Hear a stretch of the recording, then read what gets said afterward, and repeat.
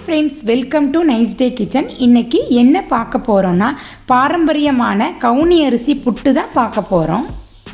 எப்போதும் செய்கிற புட்டு மாதிரி இல்லாமல் இது ஒரு டிஃப்ரெண்ட் டேஸ்ட்டில் இருக்கும். ரொம்ப ஹெல்த்தியானது. கவுனி அரிசியில் பல சத்துக்கள் இருக்குது. அதோட பெனிஃபிட்ஸ் நம்ம பார்க்கலாம். கவுனி அரிசியில் அயன் சத்து அதிகமாக இருக்குது. சுகர் ப்ரெஷரை கண்ட்ரோல் பண்ணுது.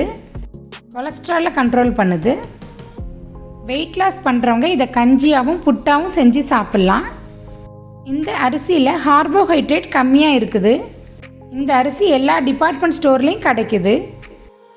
ஸ்டவ்வில் இதே மாதிரி ஒரு பேன் வச்சுக்கோங்க, நல்லா சூடாகட்டும். அரிசியை நல்லா வறுத்துடலாம். அரிசி நல்ல மணம் வர்ற மாதிரி வறுக்கணும். கைவிடாமல் வருங்க, இல்லைன்னா கருகிரும். அரிசி நல்லா வறுத்தாச்சு, ஸ்டவ் ஆஃப் பண்ணிடலாம். 5 ஏலக்காய் போட்டுக்கோங்க. நல்லா ஆறட்டும். அதுக்கப்புறம் மிக்சியில் பவுட்ரு பண்ணிக்கலாம். நல்லா ஆறிடுச்சு, மிக்சி ஜாரில் மாற்றிக்கோங்க. பவுடர் பண்ணிவிட்டு வந்துடலாம். இதே மாதிரி அரைச்சிக்கோங்க. மாவே நல்ல மணமாக இருக்குது. மாவை பாத்திரத்தில் மாற்றிக்கோங்க. கொஞ்சம் உப்பு போட்டுக்கலாம். நல்லா மிக்ஸ் பண்ணிக்கோங்க.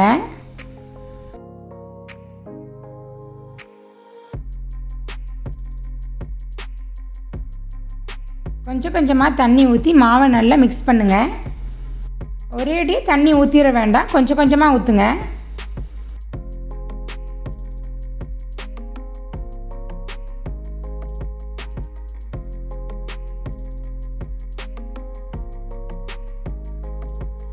மாவு நல்லா பிசைஞ்சாச்சு. இதே மாதிரி உதிரி உதிரியாக இருக்கணும். உங்களுக்கு தேவையான அளவு தேங்காய் பூ போட்டுக்கோங்க.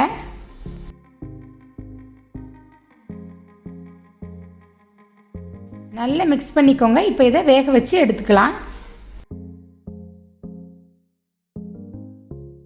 புட்டுக்குழலில் கொஞ்சம் தேங்காய் பூ போட்டுக்கோங்க. நம்ம மிக்ஸ் பண்ண மாவை போட்டுடலாம்.